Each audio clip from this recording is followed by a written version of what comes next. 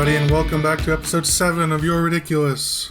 My name is Luke, and as always, I have my co-host, the imbecilic Wolfie. You did it! I was looking for an I word, and Rainie said that, and that was the first one that came up. You set me up, Rainie. I set you up just to knock you down. Oh, no. Unbeknownst to me.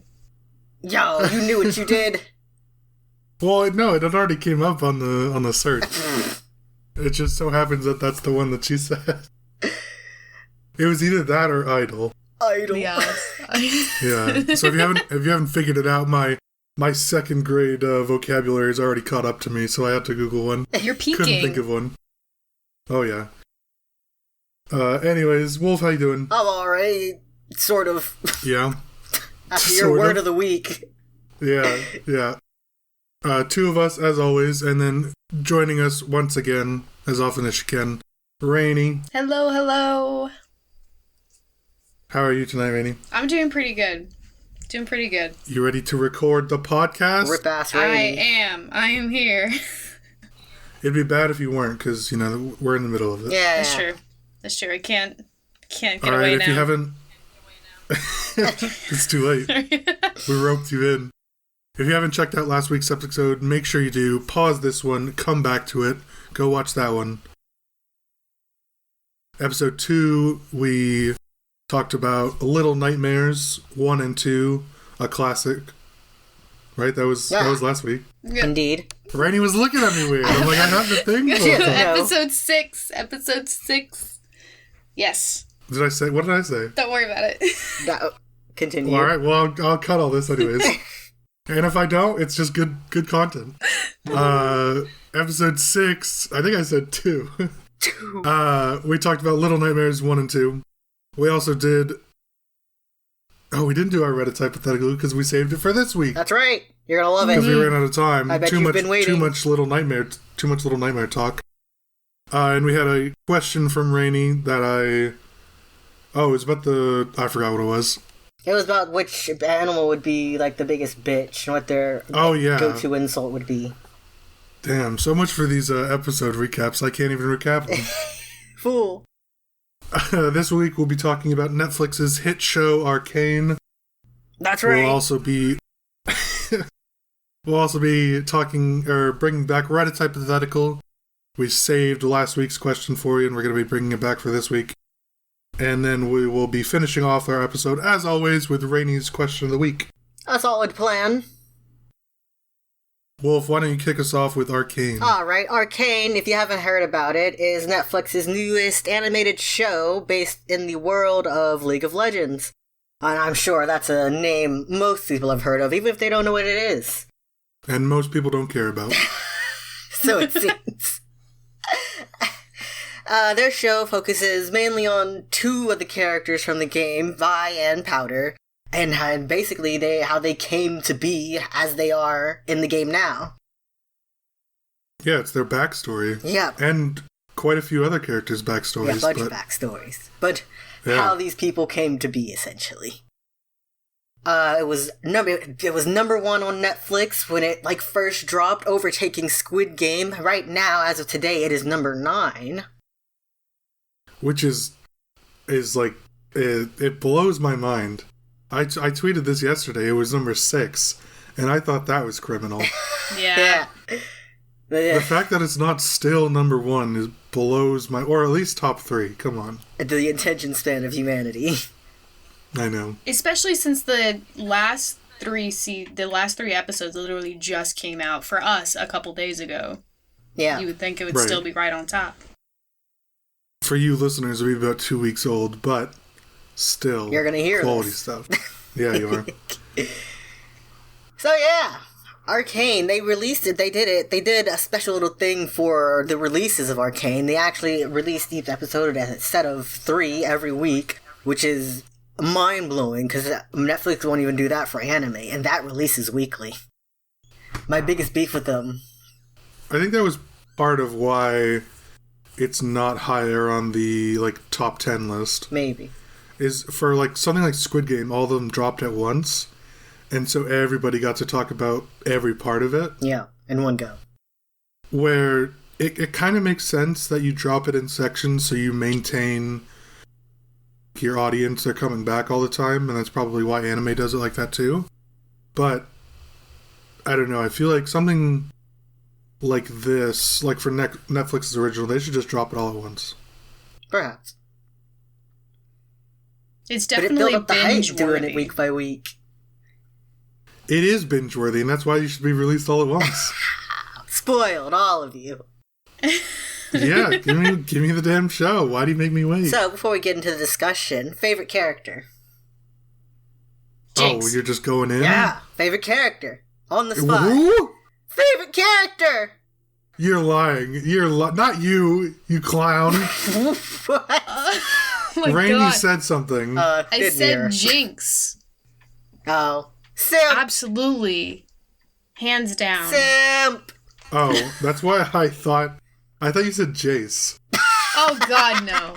God, And no. I'm just like, you're lying. Yeah, that No I one was, likes yeah. Jinx. There's no way he's your favorite. I don't know, Wolf, who's your favorite? My favorite was Silco. Yeah, I can see that. Was. Absolutely. Yeah, it was. Was. He ceases to exist now. Um, I liked Echo too, though, but he didn't have much going on, so. what about Echo 1? Shut up. I think my favorite's gotta be Vi, I think. Ah. She is cool. Yeah. She's pretty cool. She's pretty cool. I like that you say was Silco. Spoilers, not anymore. You know, it could have meant anything. Maybe it had a new phase. See, his downfall was that he didn't have plot armor like the other main characters did. Perhaps. For those not aware, Wolf mentioned it briefly, but it's based around... Well, it's not based around. It's the backstory of a bunch of champions from League of Legends, which is a MOBA game, and the playable characters are called champions. A number of them feature in the TV show. We have Jace, Vi, Jinx, Caitlyn, Echo. We find out later that we have Singe, who is the doctor. And there's some spoilers there's some like hints at the end of another character coming into it. But I think that's it. I think it's just those ones for right now. Victor's in it. Yeah, Victor. We don't know Victor until closer to the end. Oh, I see. And he's not like a guarantee. But the other ones are like, yeah, these are champions. Everyone's assuming Victor is this other character who escapes me, but I don't think it's like confirmed yet. I see. They're just. But everybody else is like, yeah, these are. I see. Mostly because they share the same name and stuff like that. But I think Victor ends up. Well, the theory is that Victor ends up like turning himself into like an android or like a Victor with a bunch of robot parts on him and stuff like that.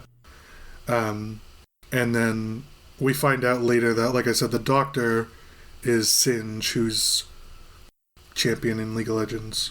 And he makes Warwick, who's basically like a werewolf. And we see like a claw and an arm and a mouth at the end where at the very last episode where the rocket is going towards the tower, there's like scenes of a bunch of different characters, and he's one of them, and so it's people figured out that he's Singe and Warwick is probably coming in season 2. Oh, how cool. Yeah, so I think that's all, but so all those we kind of can assume that nothing fatally damaging will happen to them because they have plot armor. True, they've got to make it to be in the game. Because they're in the game. Yeah. Which takes place at a later point, later in this. Obviously, we've all forgot about Heimerdinger. Oh, yeah! The fluff man. Yeah, the Yordle is his. Yordle! That's his, like, creature type or whatever. Yordle! Yeah. I obviously forgot about Heimerdinger. Poor Yeah. I also quite like Heimerdinger. He's neat. I like non-Councilman Heimerdinger better, though. Oh. Yeah, I agree.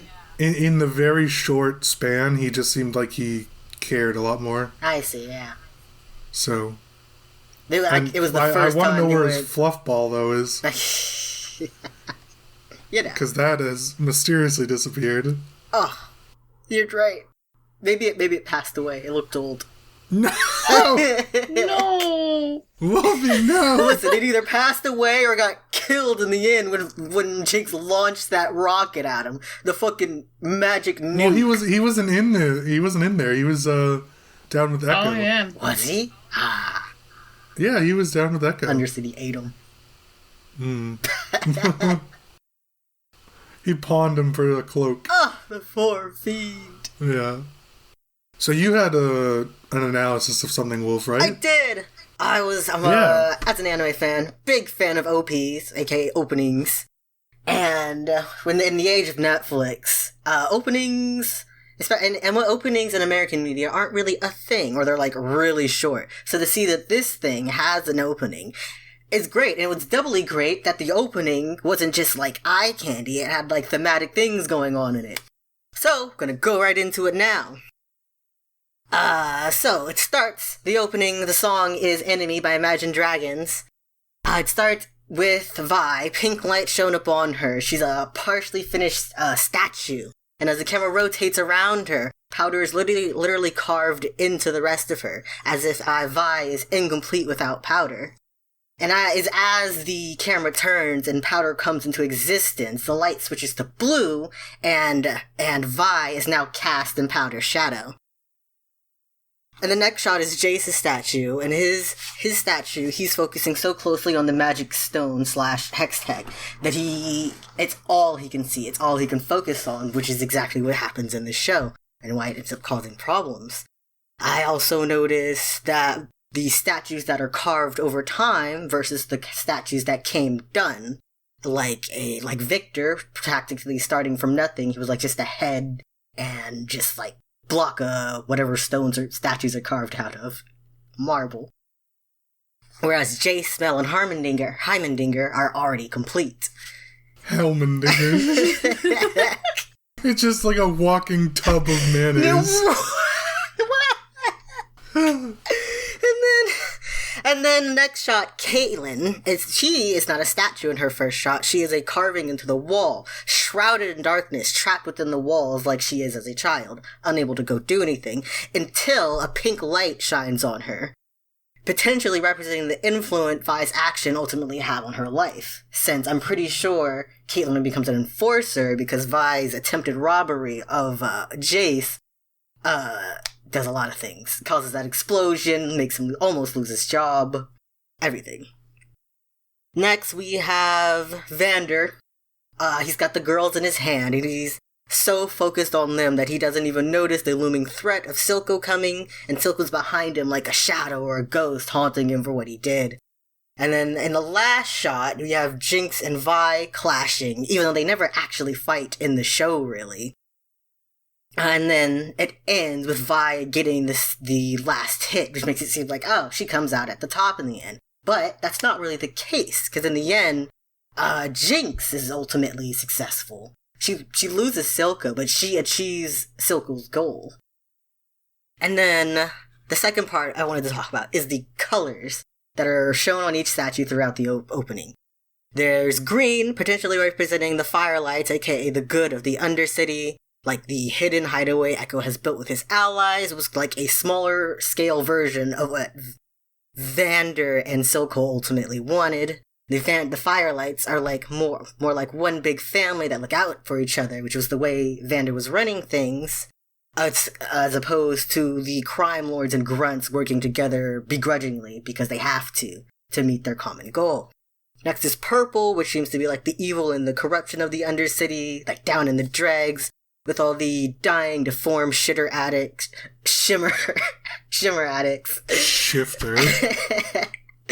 That have been banished there, and their desperation for power that had led them to taking this dangerous drug in the first place.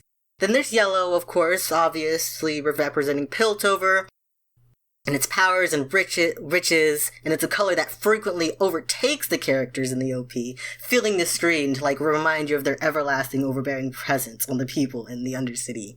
Then there's blue, representing not just literal magic, but the hope for something better.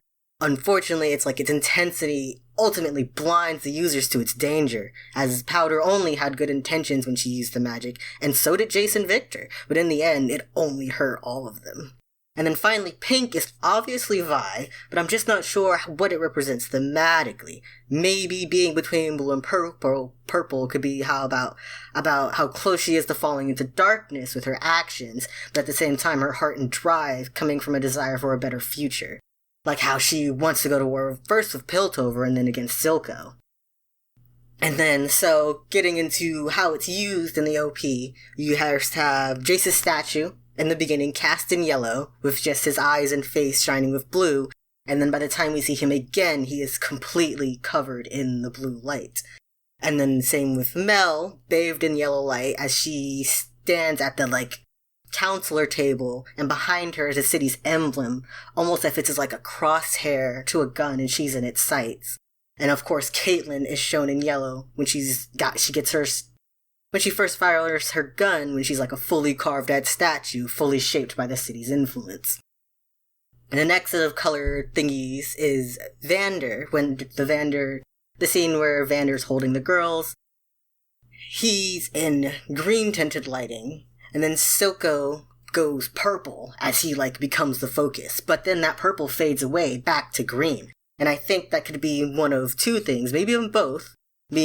First being Silco turned to dark, evil means to get what he wanted, but at the end of the day, what he wants is good. AKA a larger scale version of what the Firelights built around that tree. Alternatively, while Silco starts corrupt and desperate for power, aka the purple, he's ready to give all of it up for Jinx in the same way Vander was going to do for the girls, making that the green. Then we have the more minor characters. We have Echo and Victor, it was interesting to see them paralleled inside the OP. Echo's statue starts by being cast in purple, before becoming green as the primary color, though there are still hints of purple on the edge, suggesting maybe the darkness still resides in the background, but he's trying to do something good. And then Victor's the opposite. He starts in green light, but then it becomes purple. The purple, as he's breaking free as his leg brace, running forward. Almost as if, while Echo was angry and hateful about what happened, he doesn't let the darkness consume him, instead makes something new and better. Whereas Victor comes from a good place, but his desperation drives him to chase power, and he got someone killed in the crossfire. Finally, there is the blue light of the magic. Both Jinx and Jace are at first only thinly highlighted by it, but by the end of the OP, they are both completely consumed by it. It is the only color on their, palette. Unlike Heimerdinger, who's put the magic behind him, hence the blue backlights him, his statue has almost no blue tinge to it, when in a similar shot, Mel still has the yellow's light influence reflecting off of her.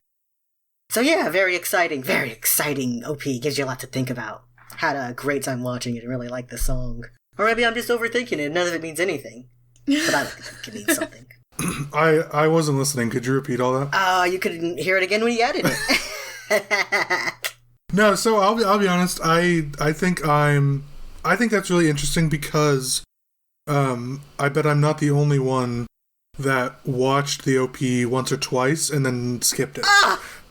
Which I think is interesting and kind of weird, because if Netflix was going to, I'm sure it wasn't just Netflix, but the creators of the show, if they were going to have this kind of changing and pretty informative OP, why not take the skip feature out of it? Yeah, you could say the same thing about a lot of anime. For sure, yeah, but I think that's a good point. If that's common with other animes, they should not have the skip feature for that. You're right. It's not that hard to take that function. They have to put that in when they're uploading the show. Yeah. So if that's something and they're aware of it, they should maybe take it out. You probably have people that just hit the forward key a couple times and skip through it anyways, but And I think it's really interesting. Especially, like I said, when you're like me, you probably only watch it once or twice, and you kind of get the picture. But pretty cool. I liked it. Indeed. There's a lot of good, like a lot to go into, and like a lot of foreshadowing stuff, which is pretty cool. Yeah. Yeah, I really enjoyed that opening. Go ahead. Sorry.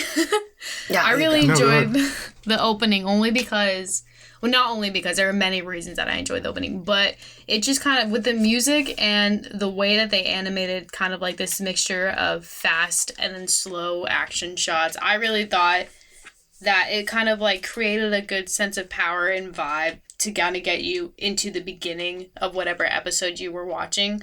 Like, say we had a week's break in between 3 different episodes. So group 1, group 2. In between that, we had like 6 days before we saw it again.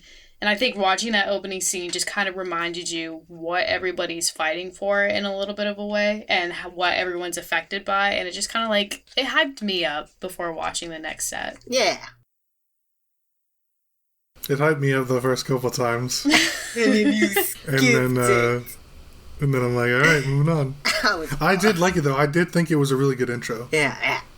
It's just like, after a while I didn't need to see it. But clearly I missed stuff. Yeah. Clearly I should have been paying attention.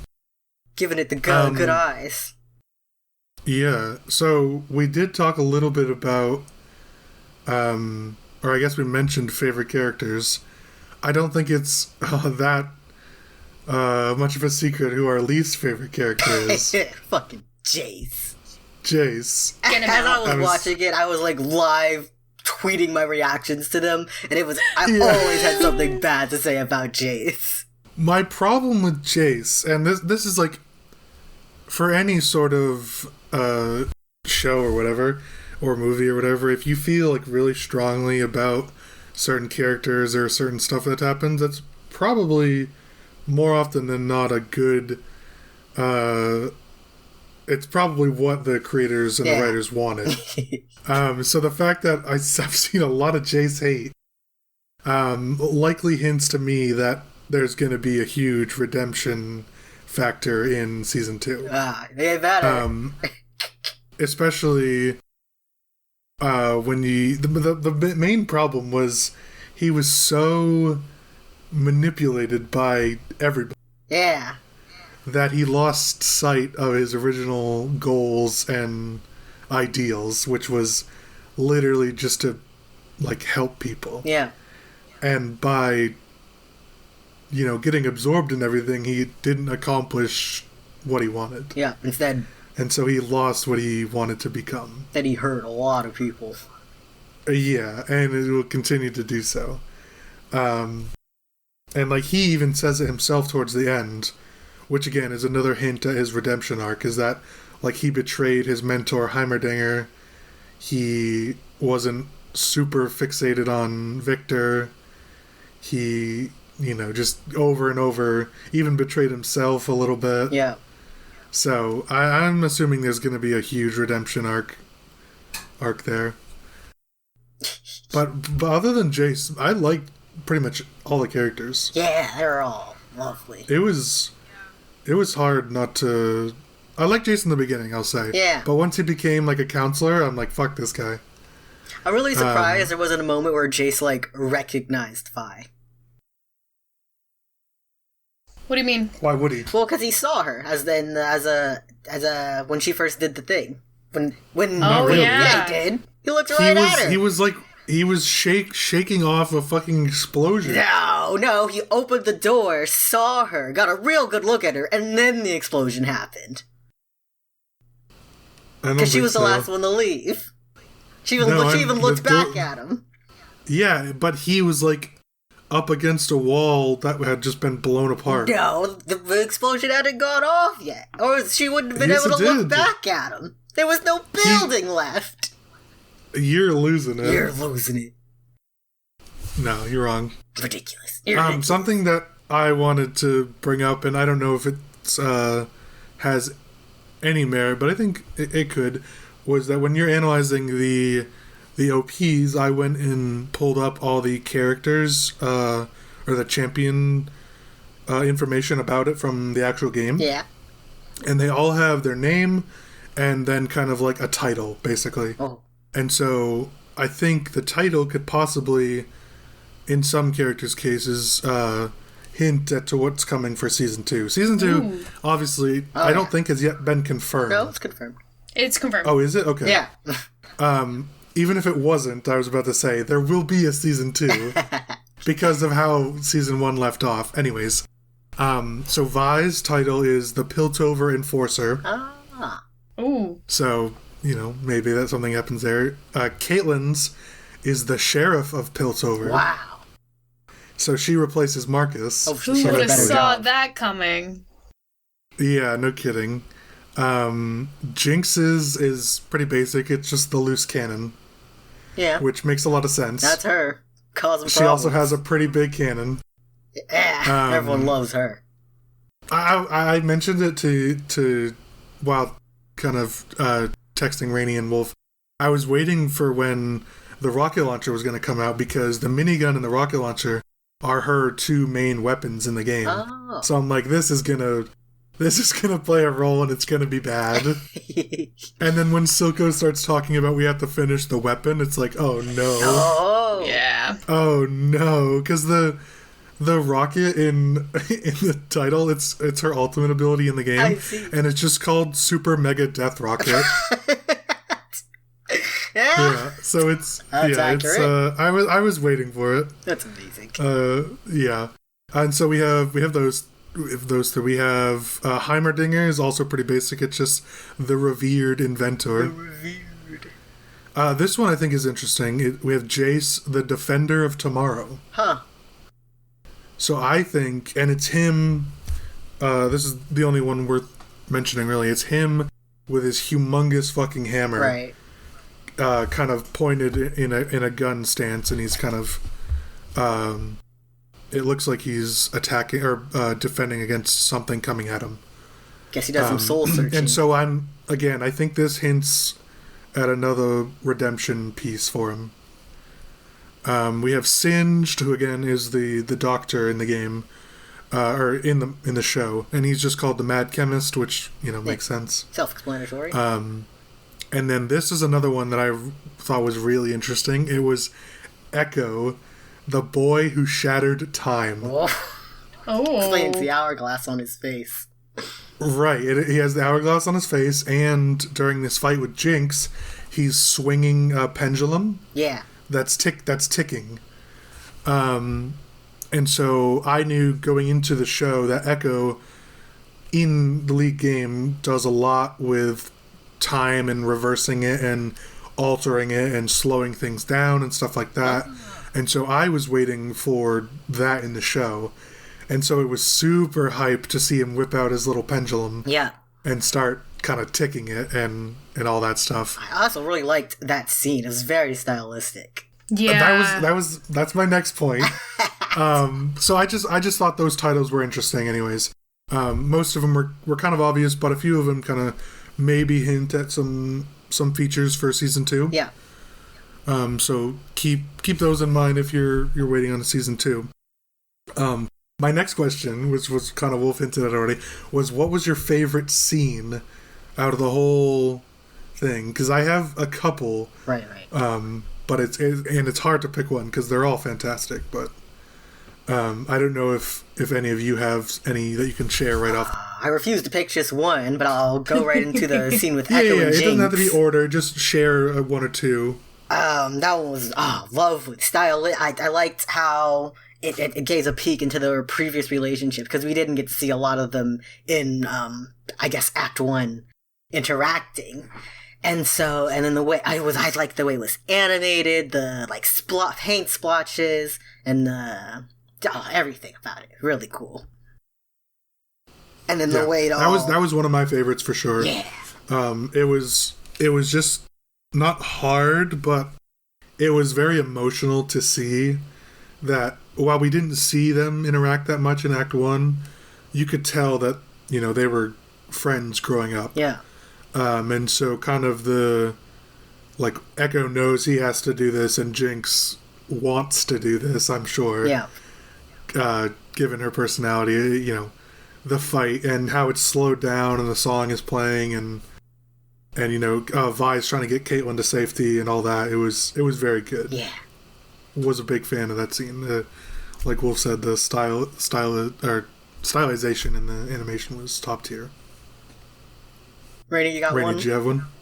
I enjoyed seeing the scenes with Jinx when she was in her own zone working on stuff. Oh, yeah. Seeing her not as, like, a really, like, chaotic freak show, but more as somebody who's just inventive and crazily creative. I just felt like seeing her in that way was the only time that we saw her without somebody else's interpretation because of her actions and the way she moves in front of them, but we just saw her doing what she did best and enjoying what she was doing. And with a little bit of color, that kind of neon color is something that is exclusive to her character. And I just really enjoyed seeing that. That's fair. Yeah. I also liked pretty much every scene with Vander. Oh, yeah. It was hard to not like him immediately, but you also know a character like that, there's no fucking way he's surviving. Yeah. You just, like, the style of a large, comforting, older guy in that sense, like, really warm, kind of like an elder to a lot of people, or like the leader of the group. Those characters never survive. Let me tell you that right now. I hate to burst anybody's bubble. But if you ever expect a character like that to live, you're delusional. True. He was definitely so I too was good to be true expecting it. character. Yeah, for sure. I like how they really pull the rug out on you in regards to how he dies. Because you think they're just gonna play it straight, like, oh, he's gonna sacrifice himself to Piltover to keep Jinx and what's-her-face, Vi safe. And then as he's doing that, everything just goes off the rail, and Silco starts putting his plan into action. Oh, yeah. I was a little disappointed that Silco died this season. Yeah. I kind of felt like there was a lot... Well, I don't know. I actually don't know if he grew so much as we just saw more of him. And so maybe they're essentially the same. But I like to think that almost from the beginning when he picked Jinx up, or Powder at the time, he was like that. Because I don't think he was necessarily evil. Yeah. I just think he saw a vision of what he wanted Zaun to be, the underground city, an independent realm to the, Piltover. And he would do nearly anything to achieve that. And, no matter what it cost, almost no matter what it cost, besides giving up Jinx. Yeah. And he was they kind of forced his hand to get so extreme. Because they weren't going to give them sovereignty, but they also weren't going to help them. Classic first world problem. Yeah.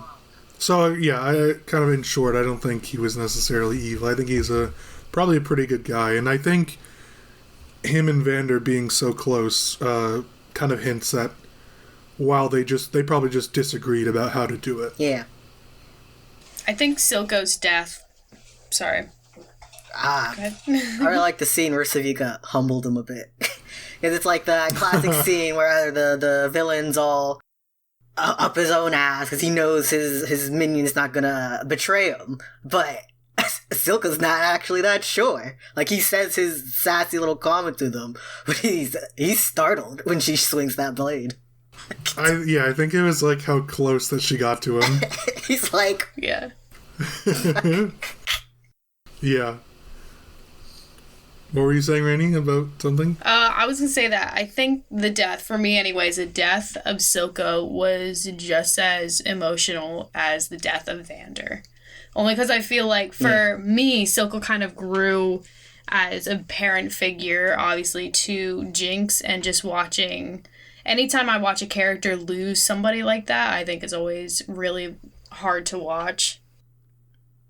That is true. It's interesting that Vander died with Vi and Silco died with Jinx. Yeah. And that how Vi probably saw Vander more as a father figure because she was not like with him longer because they were picked up at the same time, but more mature to understand the role that he plays. Yeah, more involved. Yeah, more involved definitely. And then obviously Powder, you know, she had no other option but to kind of see Silco as a father figure. Yeah.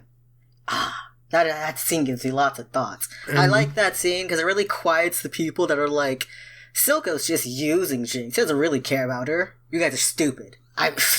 People are idiots. Yeah. You think? What do you think he's using her for? What? It's like she is canonically useless. No one else likes her. Yeah, he is using her, but not in like, I'm gonna discard this person at the end. He just like recognizes her talents. Yeah, he found a use for her with the magic orb. Yeah, like he knows her value and worth. Yeah, like that's what he's using her for, and obviously he cares about her a great deal. Yeah. But it's just like funny that people are saying it's like, oh yeah, he'll like, you know, discard her at the end or whatever. Idiot. Just like you're dumb. And I'm glad whoever was on the writing team wasn't a fucking weirdo, because and this is got kind of dynamic. There's like a 50-50 chance some freak is gonna make it romantic. And in that water scene, in the water scene, I looked like they were gonna kiss, and I almost lost my mind. And I was or like how when Jinx needs to inject the stuff into his eye. Yeah. And because how she always like sits on his lap and stuff. Yeah. And I'm just like, please don't let this kid like. she's like a monkey on a playground when he's sitting on him. And it's not. Yeah. Like I have no problems at all with the like putting the romance into the show, but just do it with characters that deserve it. Yeah. That makes sense. There's like, yeah, that makes sense and all that stuff. That said, I love the dynamic of Caitlyn and Vi. Oh, yeah. Yeah. It's awesome. It's really fun. And they're like back in, especially with like how like sassy Vi is. Indeed. It's so good. It's really, really just funny. She's like, let's go. Oh, yeah. Yeah. And how she keeps calling Caitlyn Cupcake. Adorable. Oh, that was really funny. Yeah. Oh, trust me. Twitter has shipped it. They understood the assignment. They sure did. Well, a lot of people were also shipping Jace and Victor. Oh, yeah. I can see it. Which, I could see it, but I don't want Jace to be in with anyone. That's fair. He blew it. He let Victor die. Wasn't helping him with the magic. He didn't let Victor. Victor's not dead. He's as he was dying, he wasn't doing much to stop it. Oh, yeah. He was too busy fucking Mel instead of helping do the magic stuff. Poor whatever her name is, the lab assistant. Yeah. Sucked her right up. Really took one from fucking Endgame. Yeah. Or the one before that. Whatever it was called. Endgame Part 1. Yeah. Mr. Stark, I don't feel so good. Zapped out of existence. So, what are we looking forward to going into the second season? I want to see more of Echo. I want to see more of Echo and specifically the Firelights. Like, I want more of them. Yeah. Not just Echo. I want, like, kind of all of it, which I'm assuming is what you meant. Technically. And I want to see what happens to Victor. Yeah. So I'm really excited to see more interactions between Vi and Jinx. I feel like we only got a few minutes of face-to-face time with them and the two of them. True. And I just want to know more about how they feel about each other and how they're going to move forward. Like, has Jinx completely cut Vi off? Is Vi still going to try and fight for Powder inside Jinx? Or is it official that Powder does not exist and Jinx is what it is as she presents herself? And I just want to know more about how the two feel about the other person. I do think Powder is gone. But I think it'll be about Vi accepting Jinx, and then Jinx coming to term that things aren't quite as she thinks they are. I hate to be a downer, but knowing a little bit, I don't actually play League of Legends, but I know a fair bit about the story and stuff like that. I think things are gonna get worse. No! Between Vi and Jinx. How can they? I've heard a few of their in-game audio, and Jinx says some things. Maybe they'll retcon it. About Vi. Maybe they'll retcon it. Maybe. And again, it's not 100% to it's the show is based in the League of Legends universe and stuff, and takes a lot of inspirations from it, but there's nothing to say they can't go off of what's been established so far. Right. At least in my book. I think if they wanted to change something or alter something, they totally could. You also have to remember that the game itself takes place in an arena or something. Yeah. Closed. It's not like there's an actual really story to that. This was League of Legends' attempt at introducing more story to their game with this show. And before that, all they've really had are the cinematics. I see. Oh, yeah. Which, if you haven't watched those are really, really good. Yeah. They don't really... they're not really about much of anything. They look cool. But they're just really well animated and well done. They're cool. They're like mini movies. One thing I wanted to mention before we kind of wrap up was something that Rainie mentioned before, when Jinx is by herself. Do you remember when she goes above ground and bombs that area? Yeah. The tent and stuff, and kills all those guards. And then back when she's tinkering herself and she's playing music. You remember that part? Well, that song is called Get Jinxed. It was when Jinx was introduced in the game. They have a cinematic trailer and reveal for her, and it's her raining hellfire upon Piltover, and that song from 2012 is playing over the whole video, and then fans were really happy to see it put in the show. That's awesome. And that Jinx is listening to it herself. That's funny. So I thought that was a really nice touch. Vi also has one, so I'm expecting to see that next season as well. Yeah. Bring it on! Yeah. Anyways, probably a 9.5 out of 10 for me. Oh, yeah. I love the show. It's excellent. 9 for me, also. They could. I feel like I wanted to see more of the Firelights and Echo, but otherwise, it did good. I was never disappointed with the way things were going. I'm actually going to say 10 out of 10. So I'm just going to put this to listeners that I am not the animator of the group, and I'm not the game design of the group. That's not my forte. Yeah, both of those are Wolfie. So whenever I see something, I take it based on how I feel. I don't really dive into the schematics of it like I should, but I'm more of a baseline. How do I feel when I see this? And I felt really good watching the show. You're the average viewer. Yeah. I really am. Unfortunately, it pains me to say, but that's nothing wrong with that. It's what it's mostly targeted for. Yeah. But I really enjoyed the show. Yeah. It did a really good job not requiring you to know a thing about League of Legends. That was my favorite part. It not only did it do that, it rewarded you if you do know things.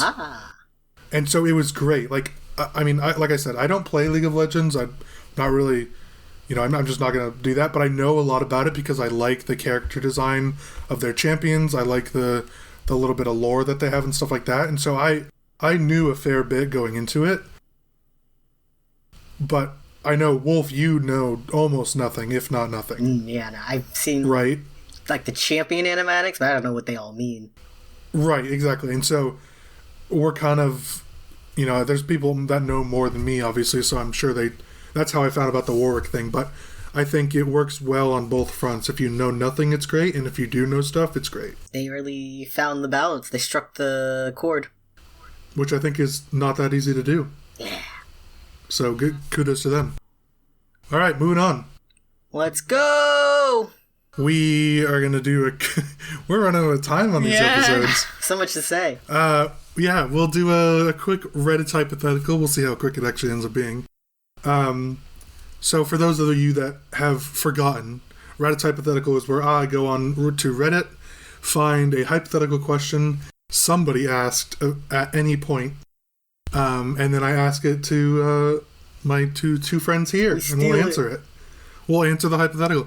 So the question is, would you still jack off if you... Oh, sorry. The phrasing confused me. Would you still jack off if when it... I'm going to have to cut this part because I'm really blowing it. You got it. Read. Would you still jack off if when you came, your semen was just one big sperm and afterwards you'd have to fight it? The user has deleted their post, so I can't credit who's this from. It's also a 7-year-old question. And most of the comments are also deleted. The user is deleted. So I can't even reference any of those. But yes, that's the question I have for you this week. Okay. My answer is yes. Sounds thrilling.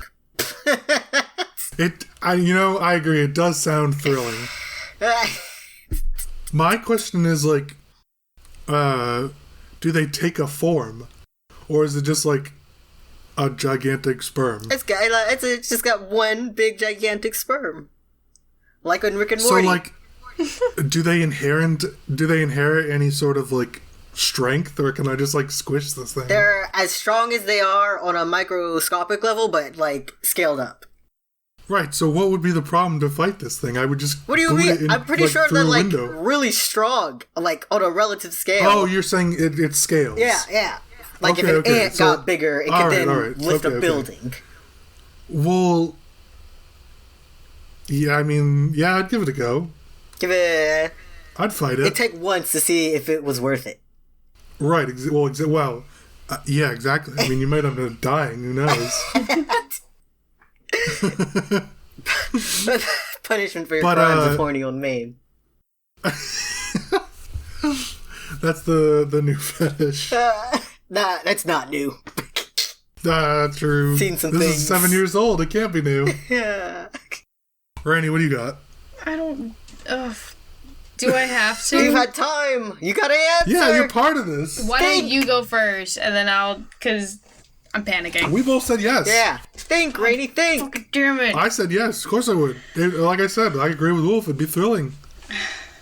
Well, if everybody else is doing it, I don't want to be left out and be the only one that didn't. I feel like you're not a great fighter. Yeah, I don't know.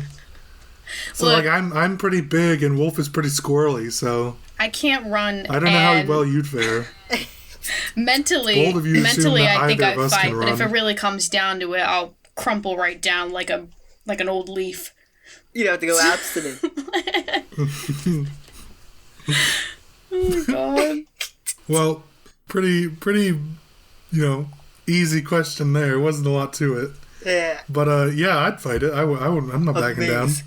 I'm gonna throw hands. Yeah, it doesn't even have hands. I've already got the advantage. Exactly. Plus, there's nothing to say I can't, like, pull out a weapon. Exactly. Pull out a Glock. I'll pop a cap in it. I'll just get my harpoon from storage. Oh man, what happens when you kill it? Are you just left with this giant sperm corpse? It explodes like a ginormous water balloon. Yeah. That's what happens. That's the most annoying part. Or, see, you have two options. It explodes like a giant water balloon, or it deflates like a balloon full of air and just, like, kind of like, like when you let go of the thing and it's not tied, it just, like, flies all over the place. That's what happens. I want that one. Let's clean up.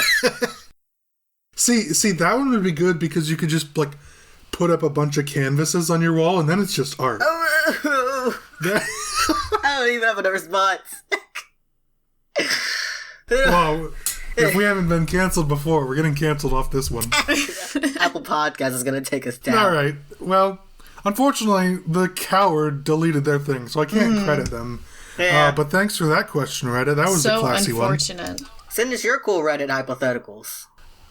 Yeah, send us. If you have more, link us on Twitter, at ridiculous_cast.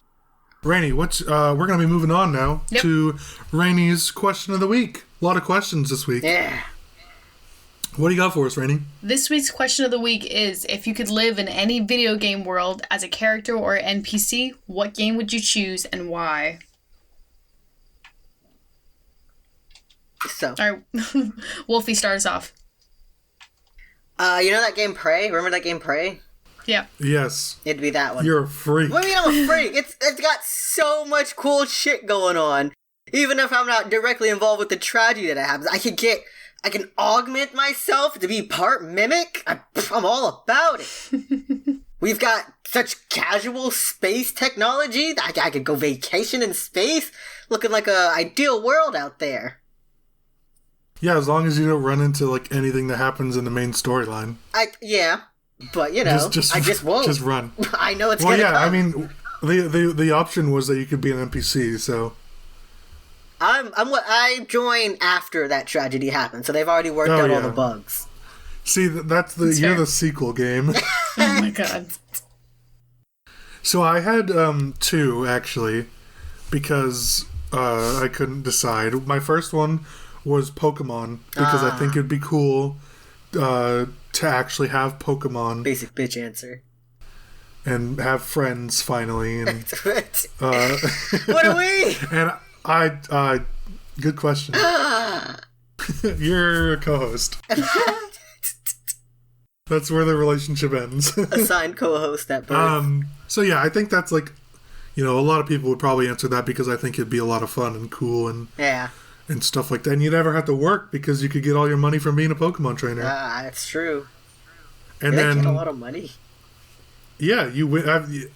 After, like, the big battles, like, later in the game, you get, like, thousands of dollars. Oh, wow. So that's actually my only answer. I'm just going to leave it at that. Alrighty. Yeah, I've decided. Yeah, stop there on are your a head. handful of Pokemon. Yeah, there are a handful of Pokemon that I would give a lot up to have in the real world. And so if I had the chance, I would Squirtle. definitely do that. Yeah, there's... What? Squirtle! Nah, I don't want that punk turtle. Piplup! Nah. What's on? Chansey! Yep.